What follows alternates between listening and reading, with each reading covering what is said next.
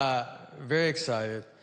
I tried to, I'm always like trying to lose weight, and then like you think, I'll tape a special, that will, that'll do it, and then you just kind of, next thing you know, it's already started, so. I had a thing that happened that I do, it was like, I gotta get it together. Like I like to golf, and so I'll sometimes bring clubs and I'll golf on the road. And so I was in Florida, and we go golfing. It's very hot, humid, gross. You get kind of feeling gross. So I wanted to change shirts before I drove back, and I go to the trunk of my car, and I take my shirt off, standing there, no shirt. And this old man walks up and goes, "Olivia?"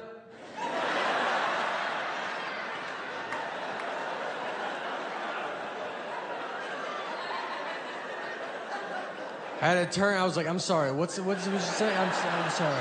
And he was like, "Oh, sorry, honest mistake." And I was like, "I don't know." He was looking for his elderly wife and saw me with no shirt on and thought that could be Olivia. I had a car that he does not recognize. None of this is making him not, he's like, "I don't know, that's a dead ringer for Olivia." I don't know who he disrespected more, me or Olivia, to be honest. I mean, we could both have a word with him. I travel all the time, and if I fly Delta, if I buy a ticket through Delta's system, my name in their system is Nathan, and on my license, my name is Nathaniel. I do not remember making this decision. It's a big deal. You can't just change it. I've tried. I've asked Delta if they could change it, and they're like, "We can't change it." And you're like, "Then I don't know. I don't know where we go from here, If you can't do it, who can do it? I mean, is that why people call senators? Do they do it? I don't know.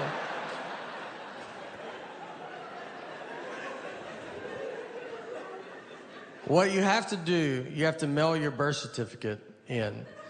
Some moms give their children their birth certificates. I've never received mine. I thought I was the proof of my birth. And you gotta mail it in. I've never been a big mailing in guy. I've mailed maybe 4 letters my entire life. I just never done it. Stamps make me nervous because I don't know how many you're supposed to put on. Where they're gonna be like, "You should put one more on." And they changed the price of stamps, and that's not in the news, You don't find that out on Twitter. You have to find out from old people. They're the only people that know. They keep up with it. They're like, "Stamps went up." You're like, "Okay. All right. Is it $100?" Like, they're furious. They're like, "Is it $100 a stamp? It's 3 more pennies." So, I will never go through that process to get my name changed, so I just deal with it.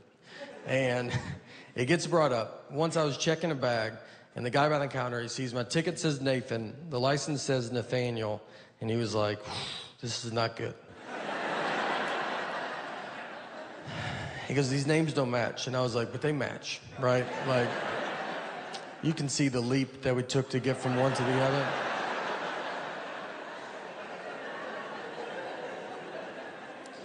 And he was like, "But they're not the same." I was like, "But they're the same." And I'm realizing he cannot find out people call me Nate at that point because, he can't handle that. He's gonna call the police over to be like, "There's a guy with 3 names trying to fly right here.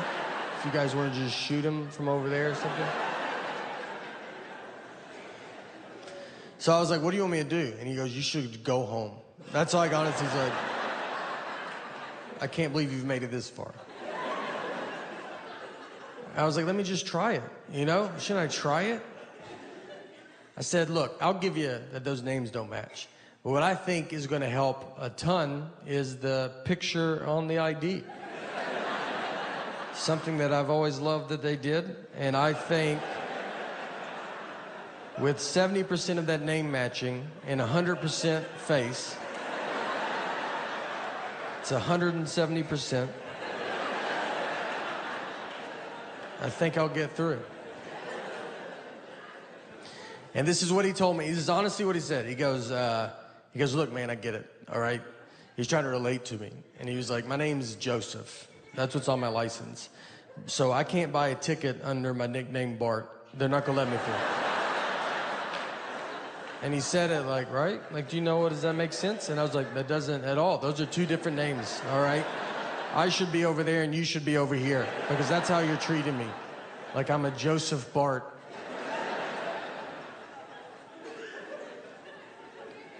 I made it through. And on that trip, I was going to Seattle. And if you've ever been to Seattle, Mount Rainier is near Seattle. That's what they call it that. And I don't know if that's true, just so y'all, it felt like y'all took that like, yeah.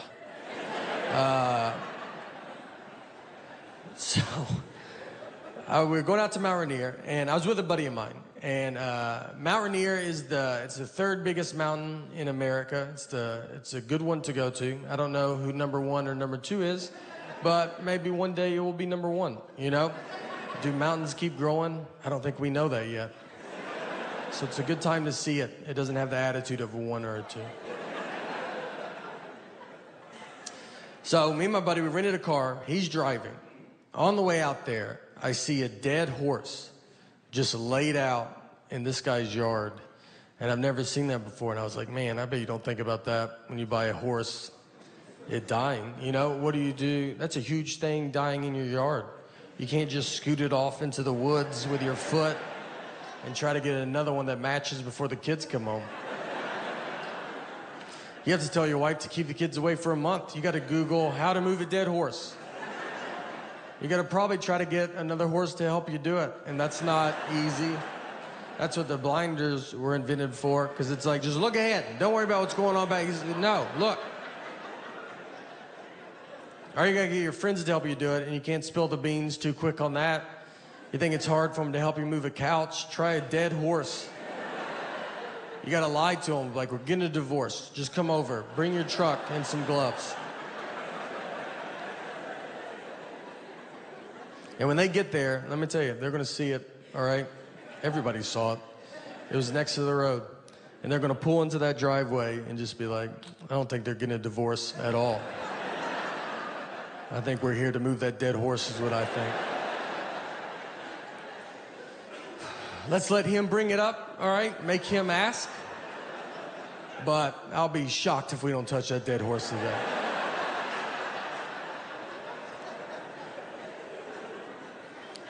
And if you ever have to move a dead horse, I've thought a lot about all this. You want to be the first one to the horse, all right? You don't want someone else to tell you where to grab a dead horse. So you run out there like you love it. Like you're like, this is what I hoped it was. And get to the hoofs in the front and be like, all right, I'm here. You guys decide where you guys want to be.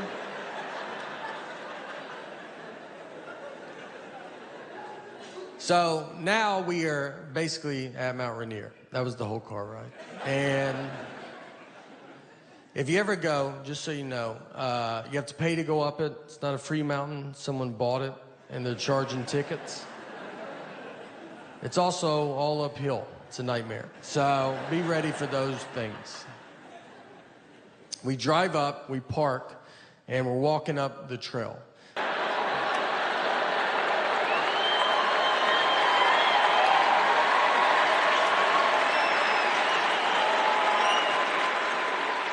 What is gonna happen? I watched Pearl Harbor. I was as surprised as they were, you know?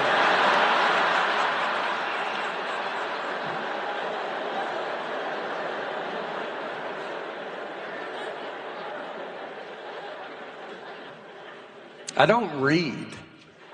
Yeah, and I think that matters. Reading is the key to smart, I believe. And I don't do it. I think it's caught up to me.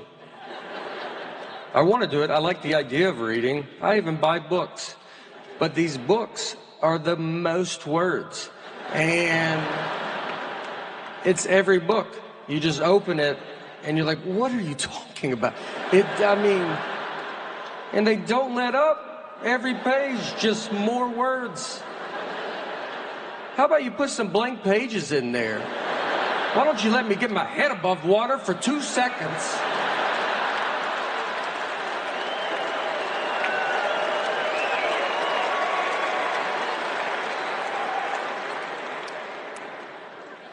My eyes can read good.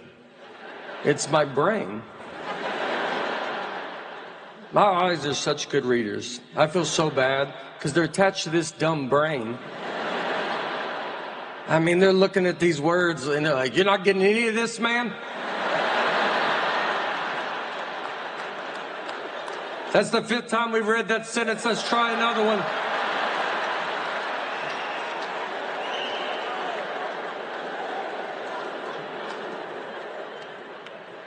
Fiction, nonfiction. I don't know which one's the truth.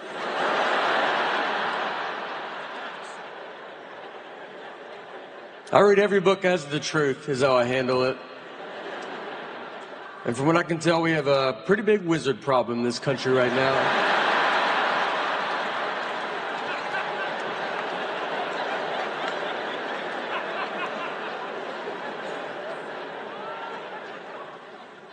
We went to Europe last year, and by the way, we were flying from Nashville to London, and we go, it was 4:42 p.m. Nashville time.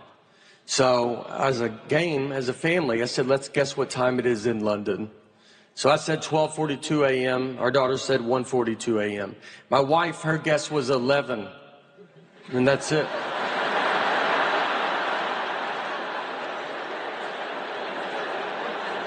Yeah, she didn't say the 42. And I was like, just say the 42. And she goes, you know what I mean. I go, I know, but just show her daughter you know what a normal person would say. That started a pretty big fight.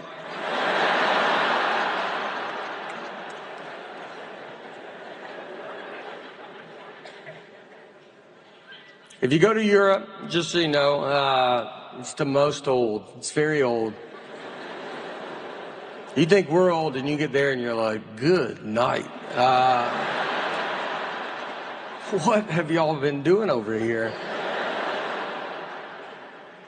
You just walk around, they're like, that building is from 8. You're like, good golly.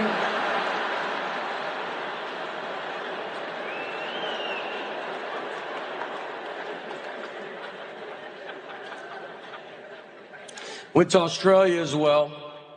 Australia is very far away. I'm gonna tell you, our Earth is bigger than I thought it was. We flew 16 hours, over 500 miles an hour. Barely made it, barely.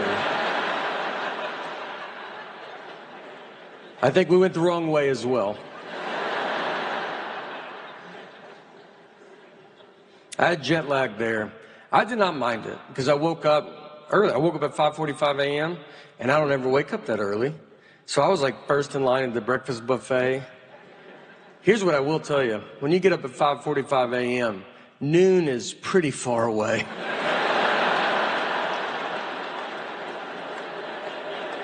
I mean, you will bet your life it's noon and it's maybe 8:30.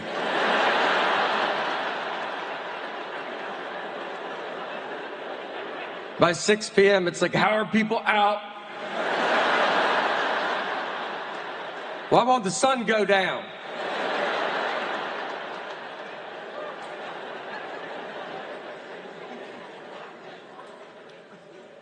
That's the next phase of my life. I'm getting up early, you know. We're getting up at 9:15 a little bit. Yeah, I've never seen my daughter go to school, but I've been close.